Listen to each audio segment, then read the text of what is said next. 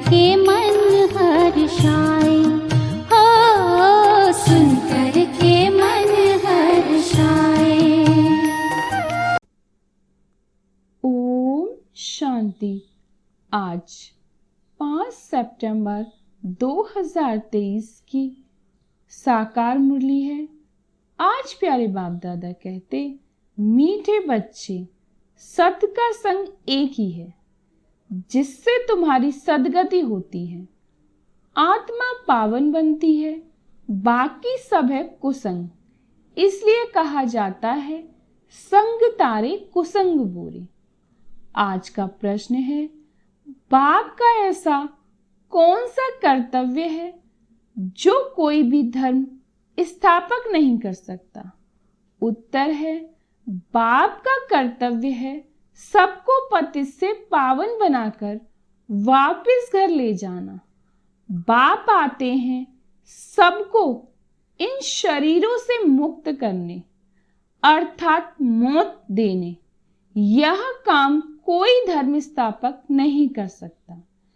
उनके पिछाड़ी तो अनेक धर्म की पावन आत्माएं ऊपर से उतरती हैं और अपना अपना पाठ बजाए पावन से पतित बनती हैं। आज प्यारे बाप दादा का गीत है, जाग सजनिया जाग। ओम शांति। बच्चों ने गीत सुना। किसने सुनाया? साजन ने। जब है सजनिया जिसको भक्तियां कहा जाता है, भगवान एक है। जिसको भक्त याद करते हैं तो उसको कहा जाता है साजन। भक्त कहने से मेल अथवा फीमेल दोनों उसमें आ जाते हैं। तो सब हो गई सीताएं। राम एक है, भक्त अनेक है, भगवान एक है। उस भगवान को कहा जाता है परमपिता। लौकिक बाप को परमपिता नहीं कहेंगे, वह है लौकिक शरीर देने वाला पिता। परम पिता है परम धाम में रहने वाला, सब आत्माओं का पिता। हर एक मनुष्य को 2 बाप हैं, एक लौकिक, दूसरा पारलौकिक बाप। लौकिक बाप का जन्मवाई जन्म वर्ष अलग होता है। हर एक जन्म में बाप अलग अलग रहते हैं। तुम विचार करो, कितने जन्म लेते हैं, कितने बाप मिलते होंगे? 84 जन्म में जरूर 84 बाप और 84 माँ मिलेंगे। हर जन्म में एक ही लौकिक बाप और एक ही माँ रहती है। दूसरा बाप है परमपिता परमात्मा। परंतु सतयुग त्रेता में कभी ओ गॉड फादर के याद नहीं करते। हे परमपिता परमात्मा मेहर करो, ऐसे कभी नहीं कहते। इसलिए समझाया जाता है सतयुग त्रेता में एक ही बाप होता है। फिर द्वापर कलयुग, जिसको भक्ति मार्ग कहा जाता है, वहां सबको 2 बाप हैं, मेल अथवा फीमेल। सबको 2 बाप हैं। पारलौकिक बाप को याद करते हैं क्योंकि यह है दुखधाम। दुखधाम में 2 बाप, सुखधाम में है एक ही बाप। यहां तो एक लौकिक बाप है, दूसरा फिर सबके दुख निवारण करने वाला बाप है, जिसको याद करते हैं कि इस दुख से छुड़ाओ, रहम करो। आधा कल्प है दुखधाम, आधा कल्प है सुखधाम। सतयुग में है नया युग, कलयुग है पुराना युग। बाप कहते हैं अब हम सतयुग नई दुनिया की स्थापना कर रहे हैं। कलयुग पुराने युग का विनाश होना है। कलयुग के बाद फिर सतयुग आना है। कलयुग के अंत सतयुग के आदि को कल्प का संगम कहा जाता है। यह है कल्याणकारी युग, क्योंकि पतित से पावन बनना होता है। कलयुग में है पतित मनुष्य, सतयुग में है पावन देवताएं। बाप समझाते हैं कि यह असुरी रावण संप्रदाय है। हर एक के अंदर 5 विकारों की प्रवेशता है। उसको कहेंगे Ravan omnipresent god omnipresent नहीं। 5 विकार प्रवेश हैं, इसलिए इनको पतित दुनिया कहा जाता है। सतयुग त्रेता को पावन दुनिया शिवालय कहा जाता है। कलयुग है वैश्यालय। तो शिव परमपिता परमात्मा आकर नवयुग की स्थापना करते हैं। बाप समझाते हैं, अब जागो, नवयुग अथवा सुखधाम का समय अब आया है। लक्ष्मी नारायण का राज्य आ रहा है। यह है ही राजयोग। यह कोई कॉमन सत्संग नहीं है। एक होता है सत्संग, दूसरा होता है झूठ संग, कुसंग। सत्य का संग तारे, कुसंग बोरे। सत्य तो एक ही है। उनको कहते हैं पतित पावन आओ। वही आकर पावन बनाते हैं आधा कल्प के लिए। फिर माया रावण आकर आधा कल्प पतित बनाती है। ऐसे नहीं, बाप ही पतित बनाते हैं। अभी है ही रावण राज। जब तक सत बाप न आए तब तक सत्संग नहीं।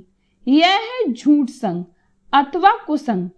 तुम हो सीताएं, तुम भक्ति करती हो, समझती हो भक्ति का फल भगवान आकर देंगे। तो जरूर जब भक्ति का समय समाप्त होना होगा तब तो आएगा ना। आधा कल्प है ज्ञान की प्रारब्ध और आधा कल्प है भक्ति की प्रारब्ध। अभी तुम पुरुषार्थ कर रहे हो भगवान की श्रीमत पर। भगवान एक होता है, वह है निराकार परमपिता परमात्मा, आत्माओं का बाप। वह आते ही है संगम पर। कलयुग, द्वापर कलयुग को भक्ति कांड कहा जाता है। सतयुग त्रेता को ज्ञान कांड कहा जाता है। ज्ञान है ही ज्ञान सागर परमपिता परमात्मा के पास। शास्त्रों का ज्ञान कोई ज्ञान नहीं। अगर उनमें ज्ञान होता तो सदगति होती। भारत जो हीरे जैसा था अब है नहीं। फिर बाप बनाते हैं। तुम अब हीरे जैसा बन रहे हो। तुम्हारा जीवन पलट रहा है। आत्मा दैवी गुण धारण कर रही है। यूं तो मनुष्य बैरिस्टर, इंजीनियर, सर्जन आदि बनते हैं।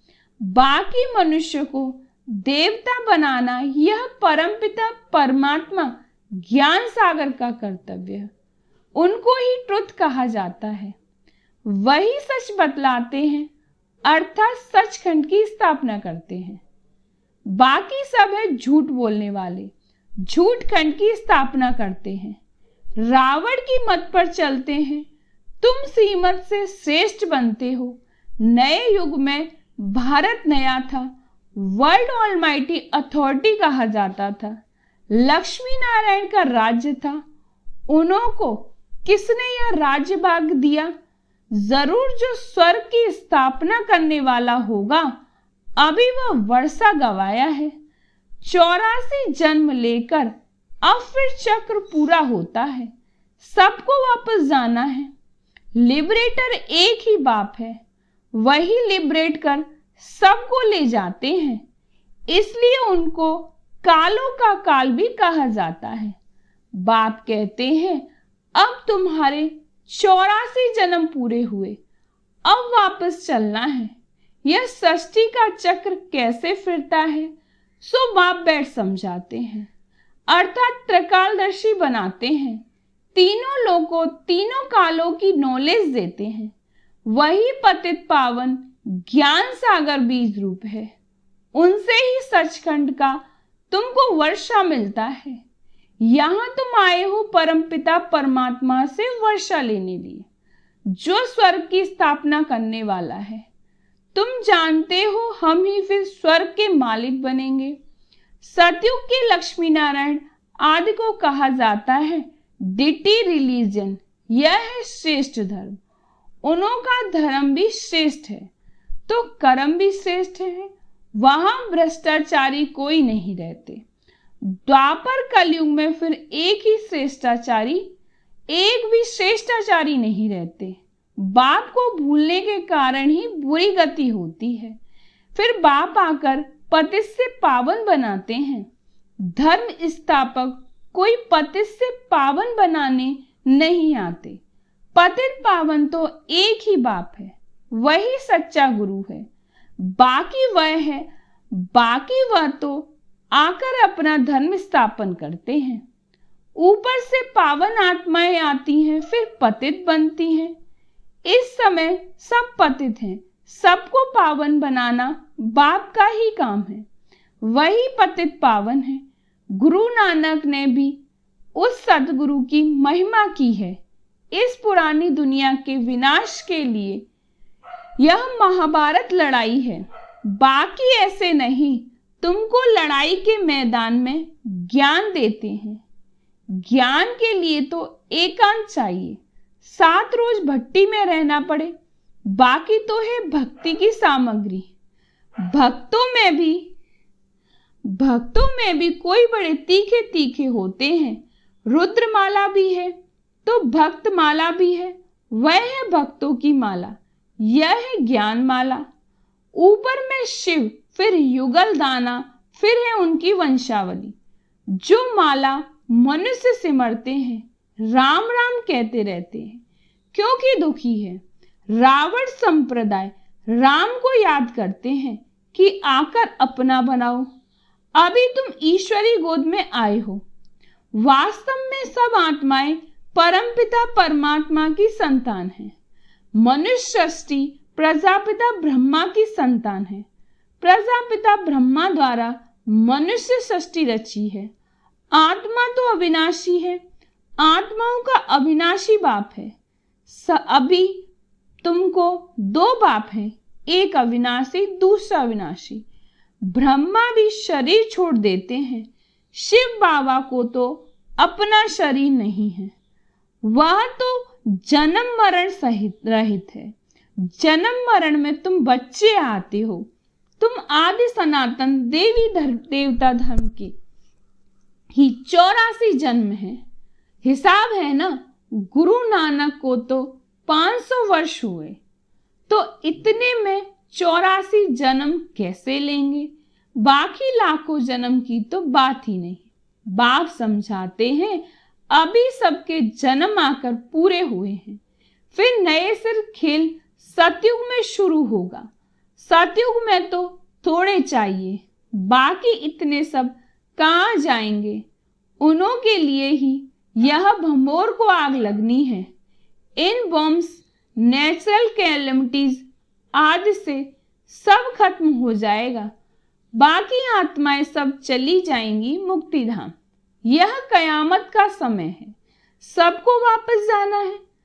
भारत को अविनाशी खंड कहा जाता है, क्योंकि भारत ही बाप का जन्म स्थान है। शिव बाबा भारत में ही आते हैं। पतित पावन बाप यहाँ जन्म लेते हैं, तो गोया सभी धर्म वालों के लिए भारत बड़े ते बड़ा तीर्थ स्थान है। इतना भारत का महत्व है, परंतु महत्व को उड़ा दिया है। यह भी ड्रामा का खेल है, जो बाप ही आकर समझाते हैं। बाप कहते हैं मैं हूं ज्ञान का सागर। लक्ष्मी नारायण को ज्ञान सागर नहीं कहा जाता। उनमें रचयिता और रचना के आदि मध्य अंत का ज्ञान नहीं है। वह ज्ञान जरूर तुम्हारे में है। तुम ही मनुष्य से देवता बनते हो। तुम यहाँ आते हो पतित से पावन बन, पावन दुनिया का मालिक बनने।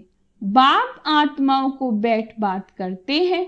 निराकार बाप इनके ऑर्गन्स का लोन लेकर पढ़ाते हैं। तुम्हारी आत्मा भी इन ऑर्गन से सुनती है। बाबा ने समझाया है आत्मा स्टार है जो प्रकृति के बीच में रहती है, और वह बाप है सुप्रीम आत्मा। वह सुप्रीम आकर इनको आप समान सुप्रीम बनाए साथ ले जाते हैं। सब आत्माओं की गाइड है। उनको ही दुख हरता सुख करता कहा जाता है। दुख से तुमको लिबरेट कर ले जाएंगे। सतयुग में दुख होता नहीं। नवयुग की नॉलेज भी गई है ना। यह बातें मनुष्यों ने कभी सुनी नहीं। भल अच्छे और बुरे मनुष्य हैं, परंतु वह सब पतित तब तो गंगा पर स्नान करते पावन बनने जाते हैं। गंगा का पतित पावनी नाम रख दिया है। वास्तव में पतित पावन तो एक बाप को ही कहा जाता है। पतित दुनिया के बाद फिर पावन दुनिया की स्थापना होती है। सतयुग को वॉइसलेस वर्ड कहा जाता है और यह साइलेंस इनकॉर्पोरियल वर्ड। आत्माएं यहां आकर पाठ बजाती हैं। पाठ है 84 जन्मों का। तुम ऑलराउंडर पाठ बजाते हो। यह है बना बनाया ड्रामा। हर एक में अपना अपना अविनाशी पाठ है, वह कभी मिटता नहीं। तुम 84 जन्म भोगते रहेंगे। चक्र का आदि अंत नहीं है। ड्रामा कब शुरू हुआ यह प्रश्न नहीं उठता। न आदि है न अंत है। सतयुग आदि सत है भी सत, होशी भी सत। इस चक्र को समझने से तुम स्वर्ग के चक्रवर्ती महाराजा महारानी बनते हो। उसको वर्ल्ड ऑलमाइटी अथॉरिटी राज्य कहा जाता है, जो वर्ल्ड ऑलमाइटी बाप से मिलता है। तुम बेहद के बाप से 21 पीढ़ी के लिए सदा सुख का वर्षा पाते हो। बाप को कहा जाता है हेवनली गॉडफादर। हेवन का वर्षा देने वाला बाप कहते हैं, मैं कल्प के संगम युग आकर स्वर्ग का वर्षा देता हूं। जो पुरुषार्थ करेंगे वह सूर्यवंशी रजाई में आएंगे। यह कोई कॉमन सत्संग नहीं है, यह है गॉडली यूनिवर्सिटी। भगवान वाच है ना। भगवान पढ़ाकर मनुष्य को देवता बनाते हैं। ऐसा कोई सत्संग नहीं होगा जिसमें कहें हम मनुष्य से देवता बनेंगे। अभी तुम बच्चे नई दुनिया में देवी देवता पद पाने के लिए पुरुषार्थ कर रहे हो। समझना चाहिए 2 बाप होते हैं, एक बेहद का, एक हद का। हम बेहद के बाप से वर्षा ले रहे हैं। तुमको भी राय देते हैं वर्षा लो। श्रेष्ठ से श्रेष्ठ परमपिता परमात्मा की मत पर चलने से तुम स्वर्ग का मालिक बनेंगे। सच्चा है ही एक बाप, वह आकर पढ़ाते हैं। इनके ऑर्गन्स द्वारा तुम कहते हो ब्रह्मा तन से ब्रह्मा मुख वंशावली को वर्षा देता हूं। ब्रह्मा द्वारा तुमको दादी का वर्षा मिलता है। दादी के वर्षे पर सभी आत्माओं का हक है। लौकिक संबंध में सिर्फ मेल को वर्षा मिलता है। तुम तो आत्माएं हो, सब ब्रदर्सहुड है, सब ब्रदर्स ठहरे। सबको शिव बाबा का से वर्षा मिलता है। तुमको दादी से वर्षा मिल रहा है। बाप कहते हैं हम तुमको मंदिर लायक बनाते हैं।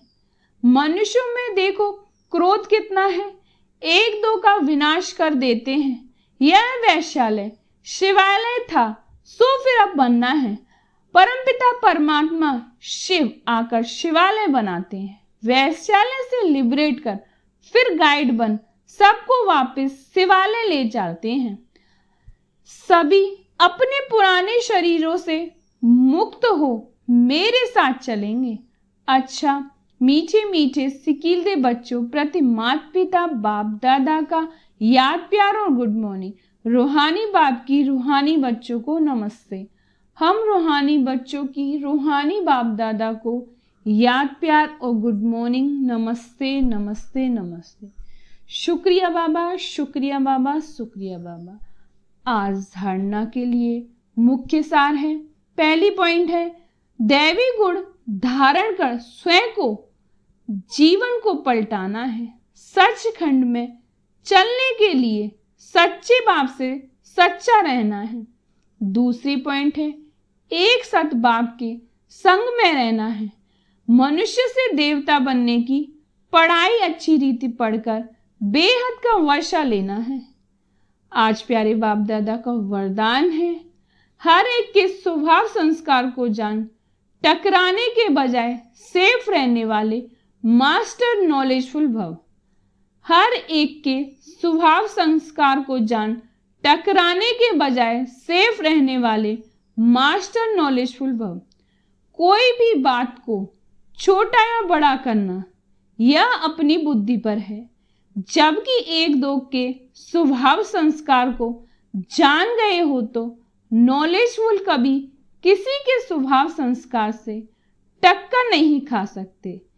जैसे जिसको पता है कि यहाँ खड्डा है व पहाड़ है तो जानने वाला कभी टकराएगा नहीं, किनारा कर लेगा। ऐसे आप भी किनारा करो, अर्थात अपने को सेफ रखो। किसी काम से किनारा नहीं करो, लेकिन अपनी सेफ्टी की शक्ति से दूसरों को भी सेफ करना, यही किनारा करना है। आज का प्यारे बाप दादा का स्लोगन है, उड़ती कला का अनुभव करना है तो सदा भाग्य और भाग्य विधाता की स्मृति में रहो। उड़ती कला का अनुभव करना है तो सदा भाग्य और भाग्य विधाता की स्मृति में रहो। अच्छा, ओम शांति। बाबा तेरी मीठी मुरली की धुन सुन कर के मन हर्षाए, हो सुन कर के मन हर्षाए। बाबा तेरी मीठी मुरली की धुन सुन कर के मन हर्षाए, हो सुन कर के मन हर्षाए। रास रचाए साथ तुम्हारे, रास रचाए साथ तुम्हारे, झूम झूम दिल ये गाए, हो झूम झूम दिल ये गाए। बाबा तेरी मीठी मुरली की धुन सुन कर के मन